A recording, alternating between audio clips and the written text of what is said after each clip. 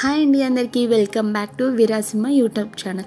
చూస్తున్నారు కదండి, టేస్టీగా ఉండి చింత చిగురు పప్పు చాలా సింపుల్గా ఈజీగా వితిన్ సెకండ్స్లో చేసుకోవచ్చు. ఎలా చేయాలో చూసేద్దామా పదండి. ఫస్ట్ ఒక చిన్న గిన్నె నిండా పప్పు తీసుకుని దాన్ని కడిగి ఒక 15-20 నిమిషాలు నానబెట్టండి. ఇలా నానబెడితే గ్యాస్ పట్టదండి. మనకు పప్పు ఎలా తిన్నా గ్యాస్ పట్టదు. లేకపోతే కొందరికి పప్పు తింటేనే గ్యాస్ పడుతుంది అని అంటారు కదండి. అందుకని ఇలా కడిగిన తర్వాత పప్పు చేసుకుంటే గ్యాస్ పట్టదండి. పప్పులో ఈ చింత చిగురు పప్పులో కొందరు పచ్చిమిర్చి యూజ్ చేస్తారు, కారం కూడా యూజ్ చేస్తారండి.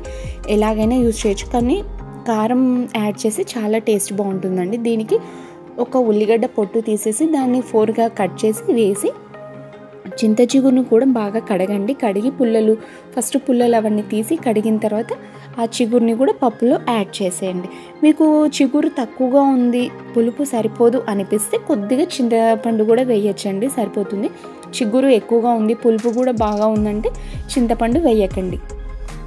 దీంట్లో ఇప్పుడు కొద్దిగా కారము, పసుపు, ఉప్పు ఇవన్నీ యాడ్ చేసేయండి. యాడ్ చేసిన తర్వాత వాటర్ మరీ ఎక్కువగా వేయకండి. లూజ్గా ఉంటే పప్పు బాగుండదు, కొద్దిగా గట్టిగా ఉండి పలుకుగా ఉంటేనే బాగుంటుంది చింత చిగురు పప్పు. ఇవన్నీ వేసి కలిపిన తర్వాత విజిల్ పెట్టేసి ఒక మీడియం ఫ్లేమ్లో ఒక 2 విజిల్స్ వస్తే సరిపోతుందండి. చింత చిగురు పప్పుకు కొంచెము నూనె ఎక్కువగా ఉంటే బాగుంటుందండి. చింత చిగురును చాలా రకాలుగా చేసుకోవచ్చండి. పప్పు, చట్నీ, చింత చిగురు పులిహోర కూడా చేయొచ్చండి. అది కూడా త్వరలో చూపిస్తాను మీకు. ఒక 2 విజిల్స్ వచ్చిన తర్వాత పప్పు ఊతి తీసుకుని కొద్దిగా లైట్గానే అనేయండి. అన్న తర్వాత ఉప్పు వేసి పెట్టుకోండి సరిపోకపోతే.